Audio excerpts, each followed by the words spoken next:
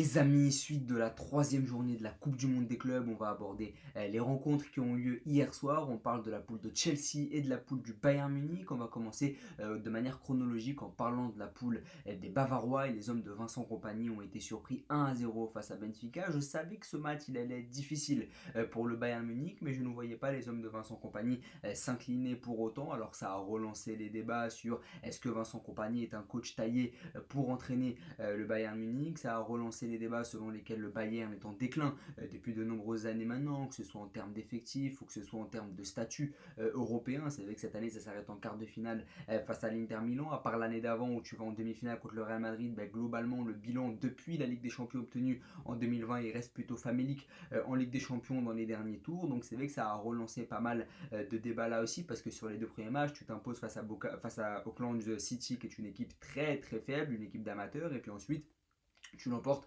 face à Boca Juniors 2-1 très difficilement. Et on l'a vu, Boca Juniors a été accroché hier par cette équipe d'Auckland City. Donc c'est vrai que ça a relancé les débats sur le Bayern Munich, d'autant plus que les deux premiers matchs joués par les hommes de Vincent Kompany ne pèsent pas vraiment dans la balance au vu de la faible adversité proposée par ses opposants. Là, tu as une équipe de Benfica qui n'est pas un mastodonte européen, mais qui fait quand même huitième de finale de la Ligue des Champions cette saison. Donc ça reste quand même une équipe de très grande qualité. Et puis cette équipe de Benfica, elle a joué un bien mauvais tour au Bayern Munich, même si dans les faits le Bayern a le pied sur le ballon, même si dans les faits le Bayern est supérieur d'un point de vue technique, il y a une incapacité à se créer des occasions. Et globalement dans cette équipe, à part Olysée devant et Kimmich depuis derrière, c'est compliqué de trouver des créateurs dans cette équipe. On a pas mal d'ailiers rapides comme Sané, comme Gnabry, comme Coman, mais globalement ça manque d'un créateur en plus. Musiala a rechuté lors du dernier match face à Boca Juniors, donc on ne peut pas compter sur le jeune international allemand, mais globalement on a des joueurs qui ont à peu près le même profil, et Michael Olise qui essaye comme il peut de porter cette équipe, porter cette attaque, et puis Joshua Kimmich qui depuis de derrière essaye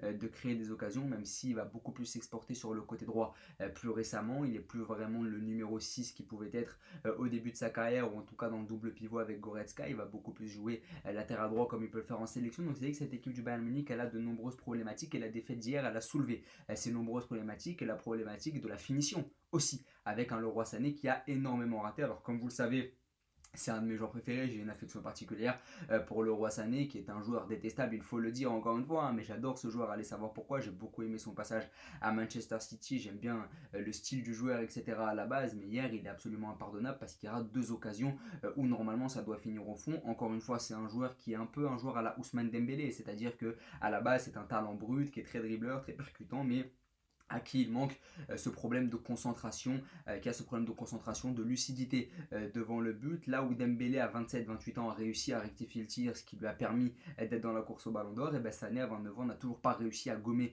ce problème-là. Il y a cette nonchalance aussi, le manque d'effort qu'il peut faire pour aider les coéquipiers dans la rigueur défensive. Ça aussi c'est un problème, et d'ailleurs ça lui a valu de partir à Galatasaray à 29 ans. Encore une fois, j'en avais fait une vidéo. Donc voilà, le Roi Sané c'est un joueur qui en plus est sur le départ. Déjà qu'à la base le Roi Sané est un joueur très nonchalant, qui a du mal à enchaîner les courses à haute intensité. Si en plus il est en instance de départ, forcément il ne va pas tout donner pour le collectif. Déjà qu'à la base intrinsèquement c'est pas un joueur qui est connu pour tout donner pour le collectif. Donc voilà, là aussi il y a eu des problèmes de finition du côté du Bayern Munich, une incapacité à se créer des occasions, et dès lors que tu arrivais à en créer, eh bien tu avais des joueurs qui ont pas mal vendangé. Leroy Sané en première ligne bien sûr. Donc voilà, le problème pour moi du Bayern Munich qui sont là, c'est que déjà il y a une faiblesse de l'effectif depuis quelques années, que ce soit d'un point de vue de la défense centrale. Il n'y a toujours pas de leader en défense centrale depuis le départ de Boateng et de Hummels. Je n'ai pas en tête un leader défensif qui peut prendre en main cette arrière-garde du Bayern Munich. Et puis devant, à part Harry Kane qui est un grand neuf et qui est arrivé pour remplacer Lewandowski, eh bien il n'y a pas vraiment d'attaquants de très grand talent. Sané, Gnabry ne sont pas des joueurs de classe mondiale. Olise est un joueur en devenir, Musiala également, donc c'est pas encore des références, même si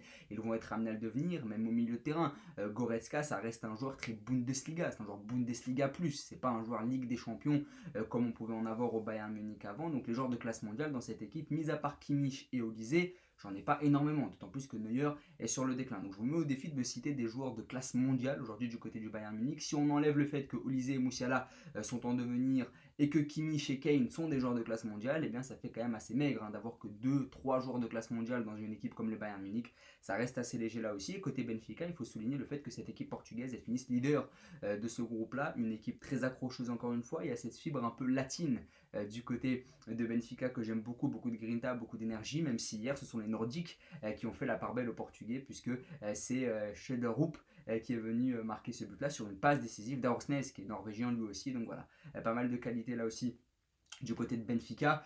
Benfica est donc qualifié pour le prochain tour. Le Bayern Munich affrontera Flamengo, tandis que les Benfiquistes affronteront Chelsea. Là aussi, ça va être très intéressant à voir. Et si je devais donner un petit pronostic, je pense que le Bayern Munich pourrait tout à fait sortir face à Flamengo. Et il est là l'affront pour le Bayern. C'est qu'au vu de la forme affichée par Flamengo sur la phase de groupe, je pense que le Bayern peut largement sortir de la compétition. C'est ça qui est assez inquiétant. Et ce serait un affront et une humiliation dans une saison déjà assez difficile pour le Bayern Munich, même si tu as réussi à reconquérir le titre en Bundesliga, ça serait un affront de sortir contre Flamengo, qui reste une équipe brésilienne tout de même.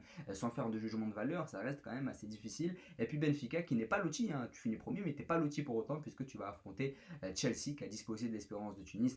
On en parlera juste après, bien sûr. Mais voilà, globalement, ce qu'il faut retenir, c'est que ce Bayern Munich a une capacité à poser le pied sur le ballon, parce qu'il y a quand même de la qualité technique dans cette équipe, mais globalement, tu as du mal à te créer des occasions, et même quand tu t'en crées, tu n'as pas des ailiers assez tueurs pour marquer. Derrière, il faut aussi souligner le fait que ce Bayern Munich manque de joueurs de classe mondiale, à part Kimmich, Kane et Olise Moussiala qui sont en devenir. Je ne vois pas de joueurs de classe mondiale dans cette équipe. Neuer est sur le déclin, ça l'a été évidemment dans le passé. Donc elle est là peut-être la problématique du Bayern Munich, c'est que tu n'as pas de joueurs de classe mondiale dans cette équipe-là, et ça manque peut-être aussi un peu de leader. Je trouve comme il pouvait y en avoir dans le passé avec ces leaders qui fournissaient la sélection allemande qui gagnait. Et d'ailleurs, la faiblesse, si je devais digresser un tout petit peu, la faiblesse de la sélection allemande se situe aussi dans le déclin que peut connaître le Bayern Munich. Parce qu'à une époque, le Bayern Munich fournissait énormément de joueurs à la sélection allemande. Depuis que le Bayern va un tout petit peu moins bien, l'Allemagne a complètement chuté. Et pour moi, ça n'est pas une coïncidence, il y a un lien de cause à effet bien sûr. On peut également parler de l'autre match entre Auckland City et Boca Juniors, un partout, immense exploit des Néo-Zélandais. Ils ont d'abord été menés au score avant d'égaliser sur un coup de pied arrêté sur corner. Et pour la petite anecdote, c'est un instituteur qui a permis aux Néo-Zélandais d'égaliser dans cette rencontre. Donc c'est complètement dingue, je les ai vus, ils étaient complètement fous à la fin du match sur les images. Ils ont célébré ce match nul comme pas possible, et il faut quand même souligner que cette équipe elle a réalisé un exploit monumental. Boca Juniors, pour se qualifier, devait mettre plus de 4-5 buts à cette équipe d'Auckland City tout en misant sur une défaite de Benfica. Et je disais en preview, après la deuxième journée, sur le débrief de la deuxième journée, je disais que cette équipe de Boca Juniors elle pouvait tout à fait se qualifier, parce qu'on a vu que le Bayern avait mis un score à Auckland, on a vu que Benfica aussi. Je pensais que Boca Juniors avait largement la capacité de mettre un score à cette équipe d'Auckland, d'autant plus que Boca Juniors n'avait perdu que d'un but face au Bayern Munich, qu'ils avaient accroché Benfica sur le premier match. Donc je pensais vraiment que c'était dans les cordes des Argentins que de mettre un score à Auckland City et de voir le Bayern Munich l'emporter face à Benfica, et donc de se qualifier à la différence de but. Malheureusement, Boca Juniors a été accroché avec pas mal de ratés offensifs là aussi, et Benfica a battu le Bayern Munich, donc ça n'a pas du tout laissé de chance aux Argentins dans cette poule plutôt surprenante, parce que Auckland City accroche quand même Boca Juniors sur la dernière journée, Benfica bat le Bayern Munich, donc ça reste une poule assez surprenante quand même. C'était pas le classement qu'on avait prévu à la base, donc c'est assez intéressant à analyser bien sûr. Et félicitations aux joueurs d'Auckland City qui vont pouvoir retourner faire leur job d'été, je pense, comme n'importe quel citoyen. Donc ça va être assez cool pour eux, mais en tout cas je pense que l'expérience elle est absolument inoubliable pour les Néo-Zélandais. C'est ça qui est beau dans le football. On peut également parler de l'autre poule avec l'Espérance de Tunis qui affrontait Chelsea, et je suis évidemment très déçu par l'élimination des joueurs de l'Espérance, puisque Tunis n'aura pas figuré dans ce match-là face à Chelsea. Il faut le dire clairement, défaite 3-0, même si encore une fois sur la première mi-temps tu es très solide défensivement, tu mets beaucoup d'impact dans les duels, tu essayes de te procurer des situations de contre, mais globalement ce qui m'a frappé c'est le manque de qualité technique qu'il y a du côté de l'Espérance de Tunis devant. En l'absence de Youssef Blaili, ça manquait de qualité. Je trouve devant Yann Sass, le numéro 10, a pu manquer d'intelligence de jeu. À certains moments, lui qui était positionné au poste de numéro 10, il doit orienter le jeu, il doit aller beaucoup plus vite que ça dans la transmission, dans la transition aussi, et malheureusement ça a pu faillir à ce niveau-là. Alors je pense qu'avec Belaïli on n'aurait pas gagné pour autant, mais en tout cas offensivement on aurait eu de quoi cadrer une frappe au moins, parce que c'est là où le bas blesse pour les Tunisiens hier, c'est que l'Espérance ne cadre pas une seule frappe. Pourtant il y avait vraiment des espaces dans le dos de la défense de Chelsea, notamment dans le premier quart d'heure, parce que cette équipe de Chelsea elle jouait très haut et dans une animation que j'ai beaucoup aimé tactiquement chez les Blues. Enzo Maresca, alors flash score, ils vous mettent un 4-3-3, mais globalement, tactiquement, c'est pas mal. Ce qu'a proposé le coach italien avec trois défenseurs, on avait Badiachil, Tosin Adarabioyo et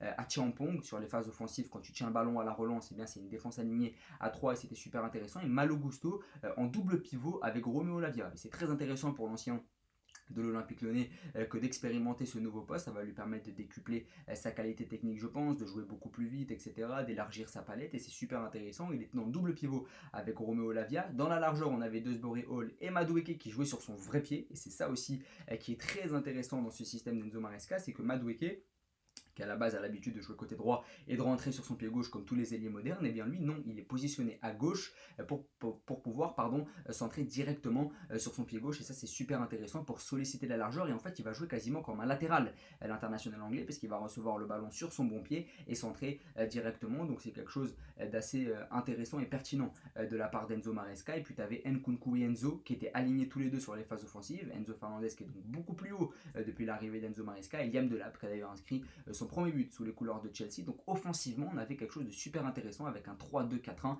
Et puis derrière, sur les phases défensives, ça se modulait avec un Gusto qui repassait couloir gauche de cette défense, puisque Cucurella était sur le banc. Maresca avait opéré un petit turnover. Et puis Gusto qui vient en arrière gauche pour ensuite défendre en 4-4-2 avec Nkunku et Delap dans le rideau défensif, dans le premier rideau défensif. Et puis derrière un 4-4-2 aligné sur la phase défensive. Donc c'était super intéressant. Là aussi, ce qu'on a vu hier tactiquement du côté de Chelsea. J'aime beaucoup la capacité de Gusto à protéger son ballon. Je pense que c'est là aussi qu'il va pouvoir progresser au milieu de terrain et c'est là où il a peut-être déjà même progressé, cette capacité à garder le ballon, cette capacité à se retourner, à orienter très vite, à chercher la verticalité. Donc c'est vraiment très intéressant à analyser. Même Noni Madueke, qui à la base, comme je le disais, est un ailier droit qui rentre sur son pied gauche pour enrouler comme la majorité des ailiers modernes. Et bien lui, non, il joue comme un latéral gauche, comme un piston gauche de l'autre côté, de manière à solliciter la ligne de touche quasiment dans la largeur. Et ça, c'est super intéressant ce qui a été affiché hier par Noni Madueke et c'est les réussites d'Enzo Maresca, même si encore une fois la phase de poule de Chelsea elle n'est pas extraordinaire, tu t'inclines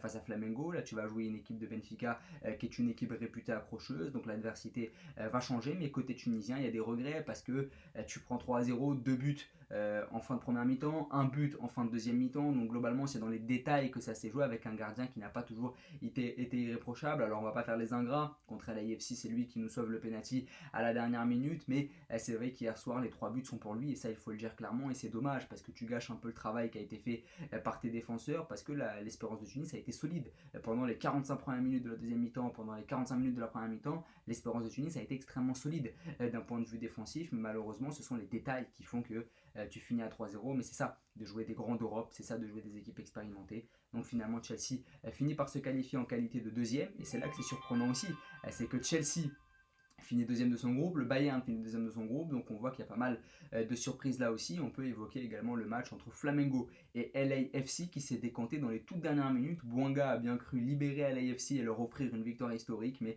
derrière il y a eu l'égalisation quasi immédiate de Flamengo, un partout. Cette équipe brésilienne ne lâchera absolument rien dans cette poule là, un partout et les Brésiliens ont été extrêmement malchanceux, ils ont tapé les montants qu'à 4 reprises dans cette rencontre, donc ça montre que là aussi il y avait une domination des Brésiliens, 19 frappes en tout, pas mal de possession de balles, pas mal de maîtrise là aussi pour une équipe de l'AFC qui a eu pas mal de réussite encore hier soir parce que cette équipe elle est très faible et ça il faut encore le souligner une fois, c'est que cette équipe de l'AFC d'un point de vue défensif elle est extrêmement faible et c'est vrai qu'hier les dieux du football étaient avec eux parce que cette équipe de Flamengo elle tape quand même 4 fois les poteaux sur l'ensemble de la rencontre, donc ça dénote d'un manque de réussite évident, mais finalement match nul un partout qui fait les affaires des deux équipes au final, puisque l'AFC peut enregistrer un match nul dans cette poule qui a été très compliquée pour eux, et Flamengo peut rester invaincu et quand même finir leader, donc voilà, c'est super intéressant. J'ai hâte de voir le Flamengo Bayern et le Chelsea Benfica, je pense que c'est les deux meilleures rencontres qu'on puisse tirer de ces huitièmes de finale par rapport à ces deux poules, parce que Chelsea Bayern, bon, j'ai envie de te dire, on l'a déjà vu en Ligue des Champions